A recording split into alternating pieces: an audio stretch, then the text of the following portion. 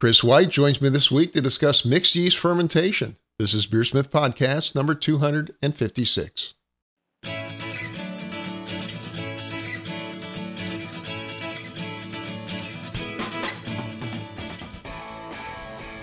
This is BeerSmith Podcast number 256, and it's late April 2022. Chris White joins me this week to discuss mixed yeast fermentation. Thank you to this week's sponsors, Craft Beer and Brewing Magazine. Every issue of Craft Beer and Brewing Magazine is packed with articles for homebrewers and beer lovers. They offer access to videos, brewing courses, exclusive articles, and the amazing Craft Beer and Brewing Magazine. Go to beerandbrewing.com to get your subscription today. And also the Brew Commander, the new brewhouse controller from Blickman Engineering. It's available in electric and gas propane models. The patent-pending Brew Commander is a high-quality brewhouse controller that offers automated step mashing, boil timers, precision temperature control, and advanced settings. Command your brew day with the new Brew Commander. To order yours today, go to blickmanengineering.com. Again, that's blickmanengineering.com. And the web-based version of BeerSmith is available with a new inventory module now at beersmithrecipes.com. BeerSmith for the web lets you edit, brew, and create recipes from any browser, including your desktop, tablet, or your mobile device. The web version gives you access to tens of thousands of recipes, online recipe editing, advanced water tools, and much more. You can try BeerSmith Web for 30 days for free by setting up an account at beersmithrecipes.com. If you purchase a Gold, Platinum, or Pro license, you get both BeerSmith Web and the desktop version for one low price. Check out beersmithrecipes.com now and give BeerSmith a try. And now let's jump into this week's episode. Today, I welcome Dr. Chris White to the show. Chris is the president of White Labs, Inc., a top provider of brewing yeast worldwide, as well as 2015 winner of the AHA Governing Committee Award for a Lifetime of Achievement in Brewing. He is also the author of the book Yeast, which is the ultimate reference for brewing yeast. Chris, it's great to have you back on the show. How are you doing today? Thanks, Brad. I'm doing great. It's awesome to be back on your show. And you got a new baby too, right? I think since the last time we had you on. Yeah. Speaking to you here from San Diego, where I live, and I've been here a lot. It's been one of the things during the little pandemic changes in people's lives is, being home kind of worked well with having a baby a year and a half ago. So I've been home a lot, and it's been great. And the last time I talked to you, I think the last time we had you on, you were facing some serious challenges at the beginning of the pandemic. How have things evolved over the last, almost 24 months, I guess? Yeah, it's been interesting. Everybody listening's had to wade through challenges. Whether you're working somewhere or something with family or you're own a business, it all has a lot of impact, and we just try to weight it as best as possible, keep the safety of the employees in mind, and jobs available and the company open, and our families safe, and things like that. So a lot of challenges that change day to day, but we're happy that things are pretty much back to normal now. We continue to produce yeast the whole time in San Diego and Asheville and Copenhagen. Our little breweries and restaurants weren't open until more recently, but those are open again, and we're making beer again, and along with the yeast, kind of getting back to normal. And of course, we lost some breweries during the pandemic, but how are things now? Have things come back kind of close to the level they were before? I think so. People are going out and getting to drink craft beer, and as well as staying home still a little bit more than they used to, and so home brewing is still strong, and people are more on premise going places and drinking beer. So craft breweries are okay now. They've got some of the canning that they developed along with the draft being back. So I think breweries are doing pretty well. Some are already closed and will close probably just with the debt incurred, and others will do great. So overall, we're seeing, I'd say, growth. I mean, we're seeing growth, so that usually is mirrored in the industry of growing their sales. And it's still a shame when you see some close. I mean, we still see that in San Diego where some will close or go for sale, and that's always a shame. But overall, things are going great. Things in Europe seem to be really strong. They seem to just open up really really fast, and people really wanting to go get some craft beer. Yeah, I know the tap rooms around here, at least the ones I visited, have been packed, to be honestly, for quite honest, for quite some time now. Anyways, today you wanted to discuss mixed yeast fermentation, which is interesting. I don't think it's a topic we've ever actually covered on the podcast. First of all, what do you mean by mixed yeast fermentation? Basically, I mean using mixtures of pure cultures. So when we talk about pure cultures, we're usually talking about one strain, not necessarily the purity. Sometimes when you say pure yeast cultures, but using pure yeast cultures, but think about a single strain, brewing with a single strain. And that has been what the industry has been for a long time. But as a yeast producer, making about 100 different yeast strains a week, we've always had the ability to be able to use a whole bunch of different yeast strains in a beer. So I'm not really talking about sour beer fermentations or some of the things that are still done, but just simply taking mixtures of different yeast strains, using them in the same beer, and then letting more flavor develop. Right. And have you had success with that? Yeah, so I have personally. We've done different studies and papers, little seminars about mixed fermentations. We have produced over 20 different blends of yeast strains, so they're already pre-blended for people. We've been doing that for a long time. Some available in the core. And then I was speaking to one of our bartenders here in San Diego at our White House Brewing Company, Matt Allen, and he got excited about the idea of using mixed strains. He gets a lot of free yeast here. So he started doing it, and he listens to your show. He's the one, could you ask me to talk about it on your show? Because he's been loving his results. And it's a little similar, some people have done this probably in the past, but also you might have taken two beers and blended them together, whether you're judging or something, and they go, wow, that combination is really good. We can go to another level here because the beers we make are split into two different fermenters and use two different yeast strains. So, for example, our IPA, our Taber IPA, we can use 001 California Ale yeast and San Diego Super 090. Two similar but different strains. You combine them together in the glass, and there's a combinations of the flavor compounds they produce, and it's generally a better tasting beer. So you just take it back to the fermentation and do the fermentation separate. Yeah, that is interesting. I know I've visited actually both your breweries here in the U.S. and you guys serve usually a single beer made with a single wort, but often with two different yeasts as separate beers. So it's kind of fun to taste just the yeast differences, right? Yeah, and sometimes they're wildly different just to capture people's imagination, and sometimes they're more similar to put a little more sensory focus on the tasting, and especially once you're within the lager realm of yeast strains. And so that same wort produced in the same kettle, mashed on, etc., split into different fermenters, smaller fermenters with different yeasts, is a fun way to try a lot of different yeast strains and flavors in beer. Well, I want to dive into more brewing in a few minutes, but I think the historical context kind of interesting here. Weren't beers really brewed with wild or mixed yeast strains for probably thousands of years before we started isolating things? Yeah, I mean, brewers for most of history have been brewing without the knowledge of microbiology before it was a known field, and so they just passed these best practices down and a lot of top cropping. So you'd have mixed strains. They were hopefully not wild from the sense of not under your control. But if they were under your control, maybe that's not wild, but they were mixed.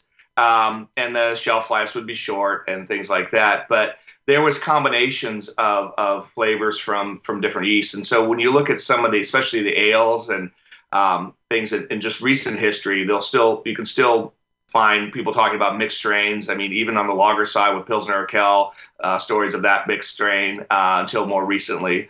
And so that was just what had to be done, because how could you purify the yeast? And then that was done in 1883. So, I mean, but all the way up until 1883, we really didn't have any knowledge of any of this, and there wasn't a lot of there really was no isolation of individual strains, right?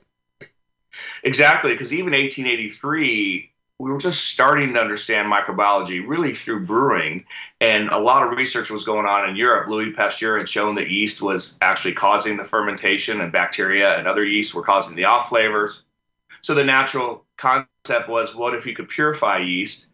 But we didn't have petri dishes and some of the tools of microbiology. So Emil Christian Hansen's lab in Copenhagen at Carlsberg laboratory within the brewery, but they were one of the first breweries to set up a laboratory in the 1850s when they built a brewery. People thought that was a little crazy, but it turned out to have some amazing results. And one of the things was that they, just through dilution, I think it's years of failure, but eventually they were able to isolate a single strain in their dilutions and then propagate it up.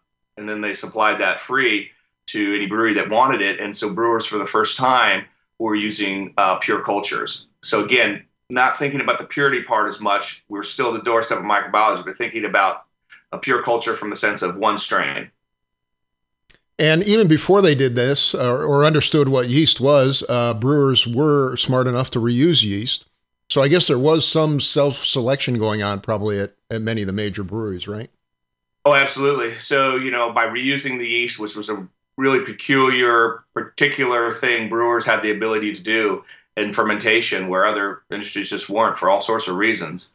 Brewing, you were able to reuse the culture, and you're building it up. You're building the strength of the dominant strain or strains. And so while there's still going to be some other things in there, you're really out-competing that. And often people were brewing with pretty much single strains, but there was still usually a combination because those repitchings would last for years and years and years. And so the pure culture aspect changed beer in so many great ways because it could be more consistent. It could basically make the beer you're wanting to make. And it was a lot more under your control. The shelf life's improved. It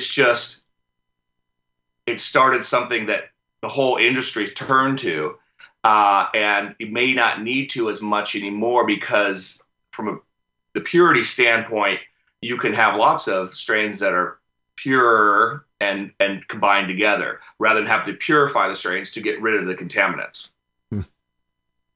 Well, I had Randy Mosher on last episode, and he mentioned that even when we did isolate yeast, you mentioned around 1883, we found some interesting things, like the fact that there were really two major yeast strains that dominated a lot of the European beer production, even at that time.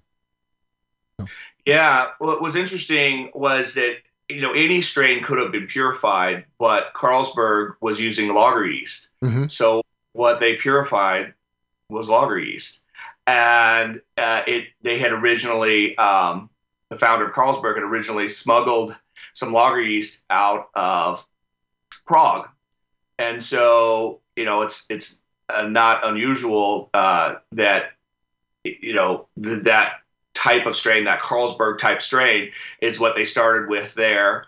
And while they were giving it out, there was other hybridization events happening. There's other changes, mutations that happened at breweries nearby, just as today, if you were using it over and over and over again. Mm-hmm. So Tuborg, which is also in Carlsberg, ended up having sort of a different type of lager yeast. Excuse me. And they continued till today using a different yeast strain, Tuborg. So even though Carlsberg and Tuborg are owned by the same company now, they continue to use these two different yeast strains in their fermentation. And really, as the users, anybody using different yeast strains know your yeast strain really well, and they know the differences in the flavor characteristics and attenuation and things like that. But so you have some subtypes of lager yeast that developed. Now, you mentioned in the late 1800s they developed the first techniques for yeast purification. How long after that did we actually start to, isolate the strains, get them into production, and get to a point where we were using primarily single strains in beer brewing? I assume that took some period of time, right? Yes, and with lager brewing, it spread pretty rapidly. People started taking these strains to North America, to Asia, to South America as they started opening breweries. But I think in present day, UK regions, Belgium, Ireland, where people stuck with ale fermentations, they didn't really adapt those changes of pure culture until much later. So it was really the lager brewing that went towards pure culture and using certain strains. And since lager brewing is what became the dominant volume of beer made worldwide until kind of craft brewing came back and spread ale flavors again. And were there any dedicated yeast labs at that point? I mean, did anybody actually start producing commercial yeast in even the early 1900s? That's a great question for some historians out there. It's really hard. I haven't really found much about commercial companies. Siebel Institute, which was started in the 19th century, they provided slants in North America of yeast up until about the times White Lab started in 1995. And then there was some in Europe and like within Germany that was put more in universities. But for the most part, it was the breweries themselves investing in the labs, the purification, the propagation, and also to protect their own strain characteristics. Mm-hmm. So you really that's one reason you have in different strains almost known by different cities, because where these different breweries were, they were sort of harboring and developing over time naturally their own yeast strains. That's pretty interesting because the first time I remember being able to get, for example, liquid yeast was perhaps in the early to mid 90s, and at least at the homebrew level. And you're telling me there really weren't a lot of commercial yeast producers until about that same time frame. Right, and so the earliest craft brewers had a hard time getting, yeast strains, traditional yeast strains, they'd have to go to Europe, they'd work with Siebel, and then some labs started opening up when I was home brewing, starting in the late 80s and early 90s. And then one reason we started White Labs was to make pitchable quantities of these liquid yeast cultures, because that was new at the time. So it wasn't just slants. You could start your beer with a certain amount of liquid yeast and have fermentation within 8 to 12 hours. And that was kind of a game changer. But so the supply and the number of strains, I hope it helped craft breweries not think about that part, because while it was easy for a big brewery to set up the lab, the personnel, the propagation equipment, a little harder for a small restaurant brewery or home brewer. Yeah, absolutely. Well, after 140 years or so of brewing with single strains, we're starting to finally rediscover the benefits of using multiple strains. What are some of the benefits you get from using more than one strain in your beer? There's a lot of benefits. I mean, the only really negatives are cost, getting these different strains, and maybe keeping them. But the benefits are almost the same exact things we talk about with strains being different. They produce flavor and aroma compounds during fermentation, and they each produce a different amounts and types of flavor and aroma compounds in, right around these flavor thresholds.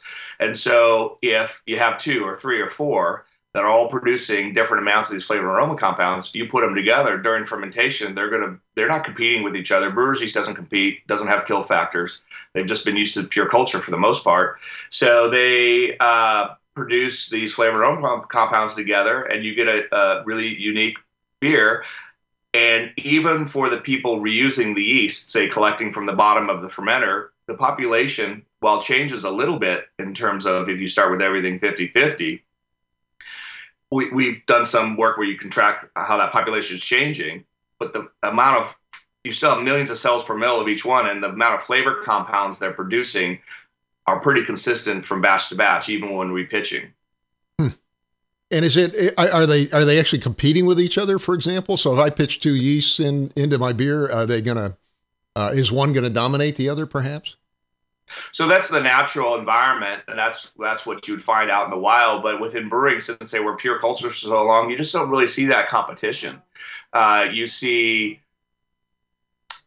you see some flocculation differences, which can amount to kind of collecting different. But again, most strains are collected from the bottom now anyway, regardless of how good they flocculate. Mm-hmm. So it's not as much of a risk or a problem as it might sound. So, so what are some of the things that you did at White Labs that worked out well for you at your brewery, where you're actually experimenting with this?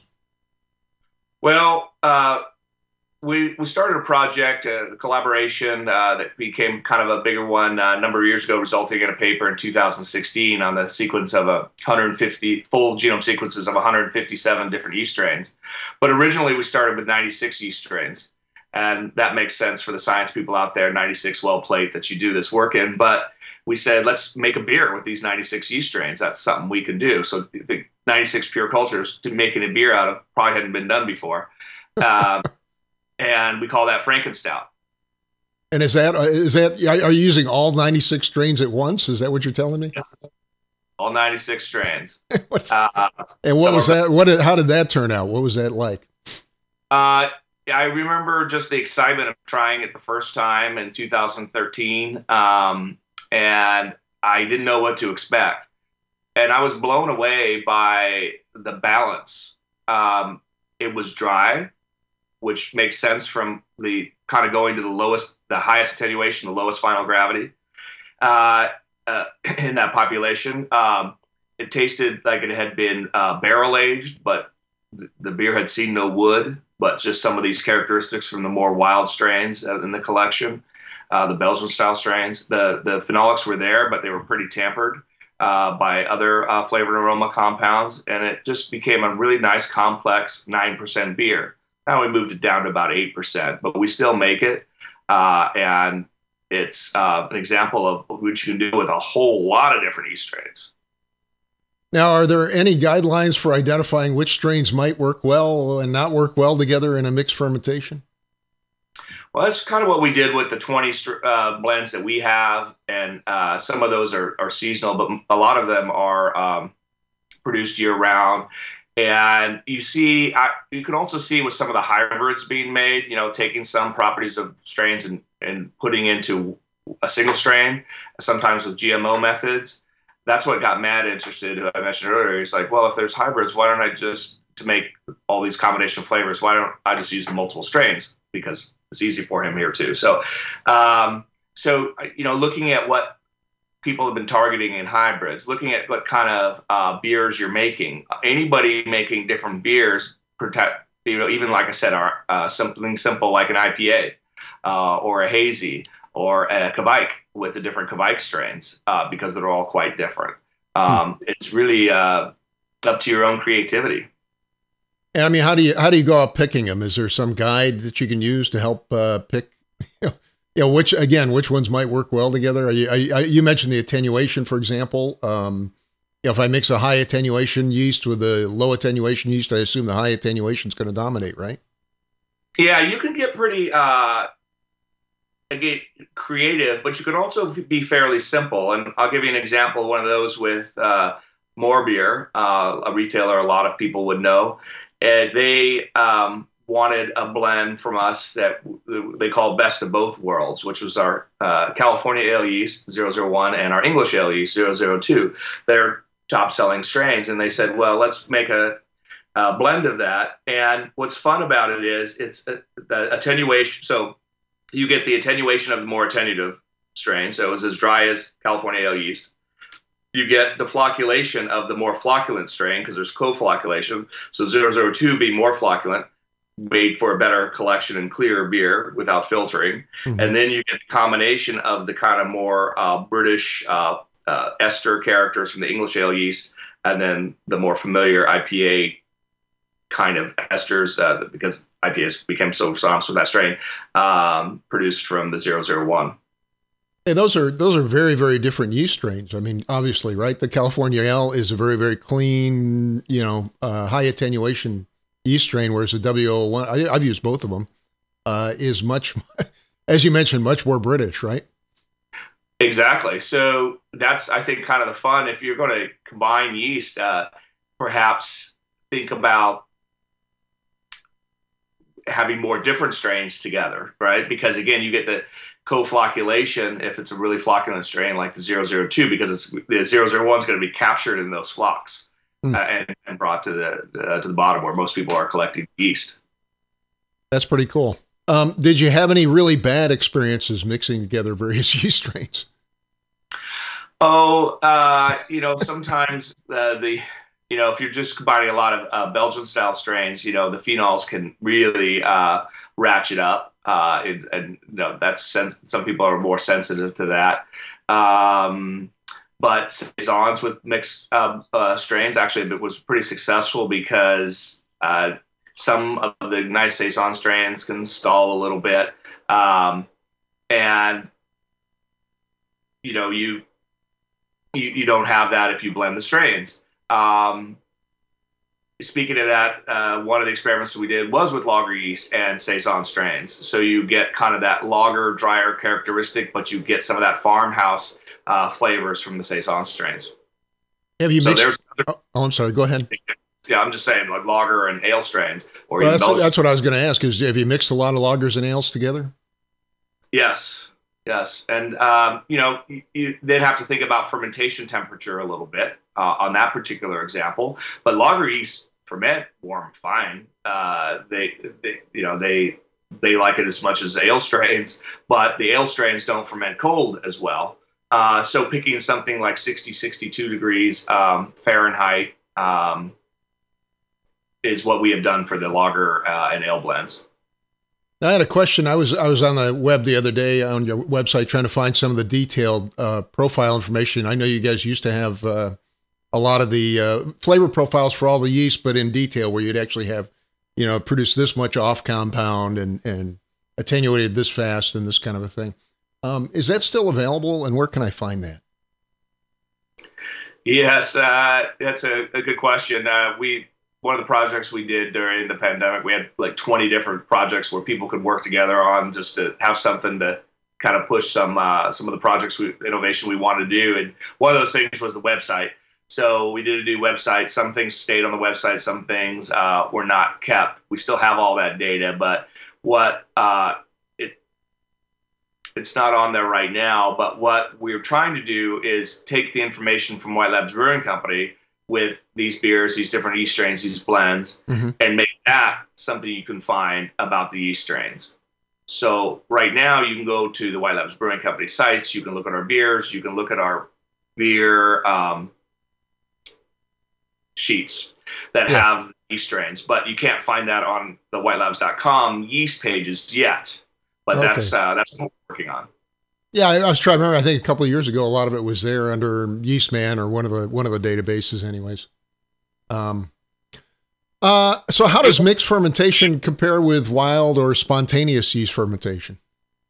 This is a lot more under control than spontaneous. Because one of the reasons why things are mixed in a sour beer is for the same reasons I'm talking about. The flavors you get, right? The flavors you get from the lactic acid bacteria, the flavors you get from Brettanomyces, the flavors you get from brewing yeast that have to be there to make ethanol and make a fermentation happen.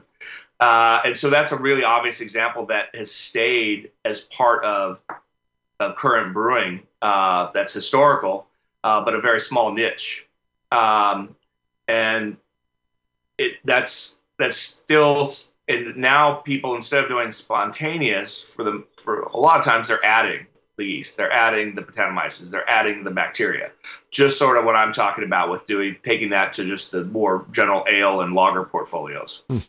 So I mean, is this sort of like, is this your hybrid yeast that you're developing? I know last time I think I had you on, you were talking about hybrid yeasts that actually produce some sour off flavors by themselves, right?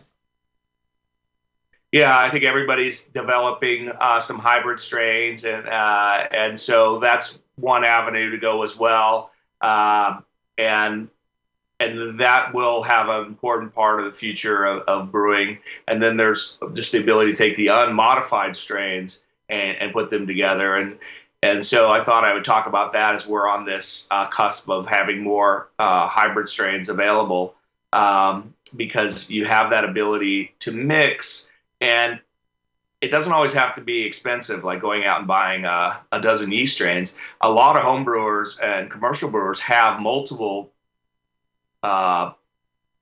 yeast that they've collected from different fermenters.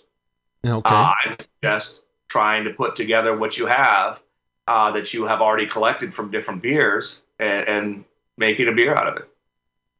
Interesting. And I mean, I assume you can reuse yeast in a blend. So I mean, you could take one yeast that you made recently and mix it in with a yeast that you purchased, right? Absolutely. Yeah, that's another good way to do it. Another inexpensive way to get into it. Now, are a lot of these blends? You mentioned you have pre-blended yeast. Are the blended yeasts available at the homebrew level? Yes, some of the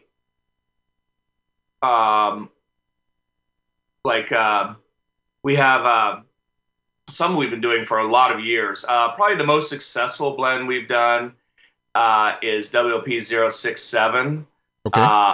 our Coastal Haze yeast blend, because to make a hazy beer that has the permanent haze, that has some of the characteristics, we've taken some of our hazy strains and non-hazy strains and created a blend, and that's been real successful. We have an American ale yeast blend. We have a cream ale yeast blend that have stayed in the core lineup.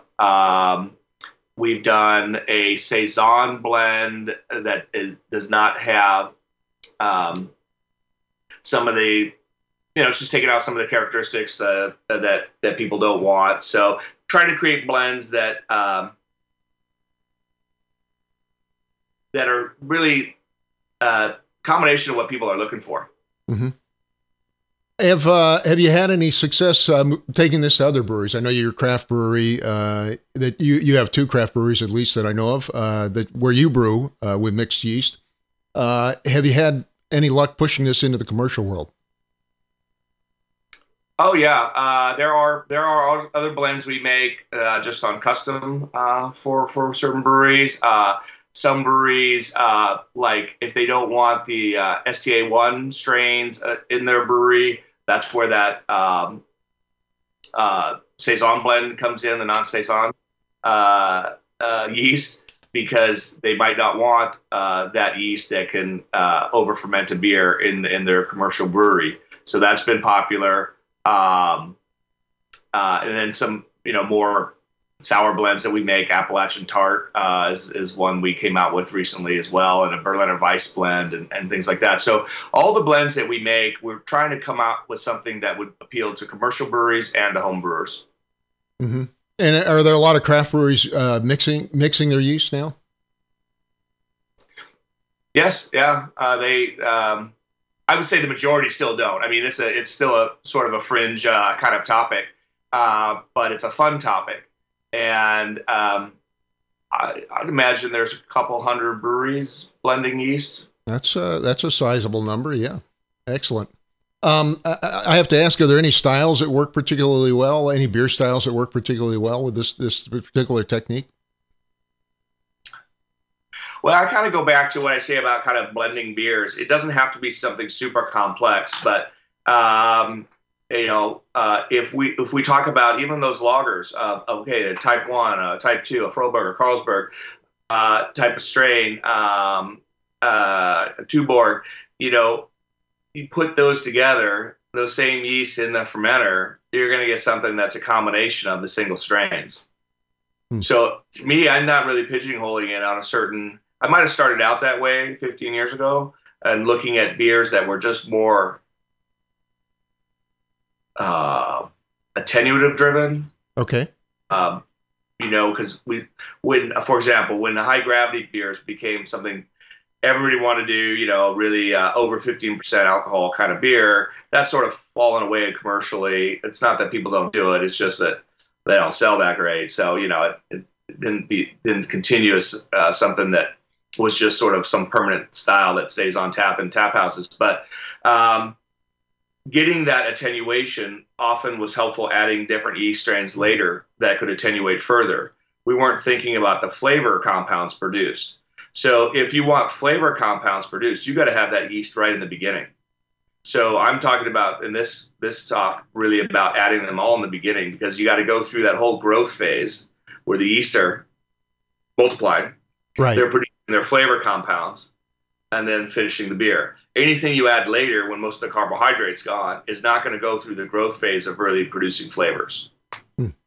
Now, are there any practical considerations when you're working with two yeast strains? For example, a lot of us do a liquid starter of some kind. Can I mix those together in the starter, or do I have to try and separate them somehow when I'm creating a starter? No, you can mix them together in the starter as well. They're only going to grow in the starter is kind of how much volume is in the starter for how much yeast you start with. But those are all such concentrated growth situations anyway. You're not getting that traditional growth curve, fermentation curve that you would see in your fermenter. But you are getting some metabolism started. You may or may not get CO2 produced usually, but sometimes not when there's a higher cell count going into the starter.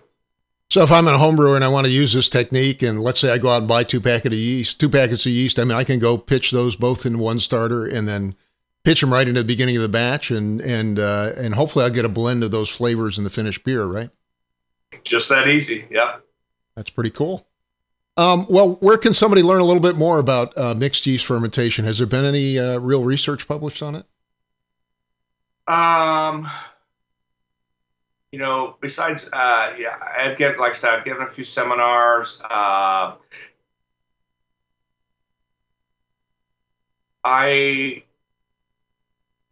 really think of anything offhand. I would say maybe some of the new papers about the hybrid strains and talking about combinations of flavors, but just from this perspective, thinking about starting with the parent strains would be the best way to look on new material that's out there.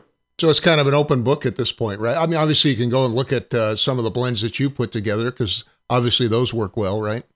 Right. Yeah. Those, and that's something that's not new for us, right? That's something we've been doing for a long time. Right. But it's just, I find it interesting. I guess there's not that much material published. I don't have a lot of material that I've seen on it, actually. Right. Well, Chris, what are your closing thoughts on mixed yeast fermentation and how people can take advantage of this as brewers? Experiment, have some fun, use some combinations. Think about what kind of beer you want to make. Think about the different properties. It's the same ideas of yeast strain selection. I mean, for every beer you make, you're selecting a yeast strain, presumably based on some properties. Making the flavor characteristics you want, the technical parameters, a combination of, and think about the different yeast strains you've used. Maybe some you've wanted to use, but you haven't because you like certain other strains. Well, maybe starting as the blends, blending in some of those strains you may be interested in. Look at our website, for example, and look at those almost 100 different yeast strains, and think about some, and from other vendors as well that you haven't used before. And Chris, since we got a minute or two left, I thought I'd give you a chance to talk about what are some of the new things going on at White Labs. We're doing a lot with ways we produce yeast, and so there's so much that goes on here on a daily basis. Small changes, small tweaks, working on new yeast strains in the lab, working on the research projects, which say about 20. Usually from whether they're hybrids to some other non-beer things. There's a lot of non-beer things like seltzer that people are doing now, and then some of those high-gravity seltzers that get a little complicated in water. We've changed over on the commercial side from our Pure Pitch to Pure Pitch Next Generation, where we've added a handle and caps to the pouches of yeast and sized it to give brewers 7.5 million cells per mil for most normal ale fermentations, and you'll be seeing more of that from the homebrew side this summer, and that's been exciting. So are you planning to change your packaging at the homebrew level? You heard it here.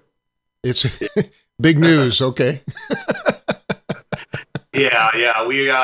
we just want to keep changing. You know, I guess that's what we do. We do a lot of different things here, and we're always just trying to get better. That's how we find things exciting. That's why we have a lot of stuff under the same roof, from the chemistry lab that does analysis on beers and things to the yeast production itself, the bacteria production, the kitchens, the brewery, the teaching. Those are things we like doing. And so we try to add those different elements of the company together to try to create new things. And going to a homebrew pack that has some innovation in it that some people have been asking us for is our current direction.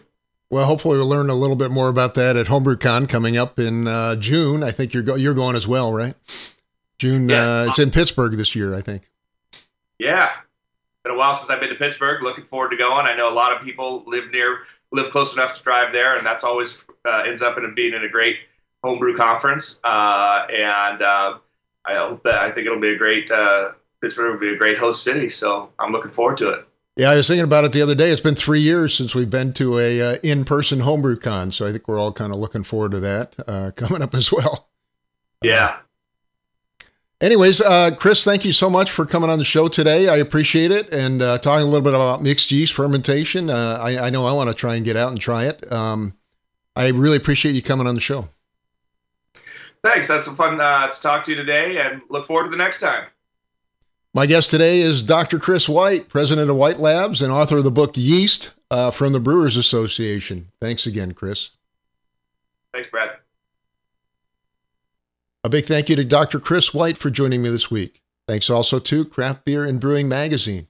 They offer access to videos, brewing courses, exclusive articles, and the amazing Craft Beer and Brewing Magazine. Go to beerandbrewing.com to get your subscription today. And also the Brew Commander, the new brewhouse controller from Blickman Engineering. It's available in electric and gas propane models. The patent-pending Brew Commander is a high-quality brewhouse controller that offers automated step mashing, boil timers, precision temperature control, and advanced settings. Command your brew day with the new Brew Commander. To order yours today, visit BlickmanEngineering.com. Again, that's BlickmanEngineering.com.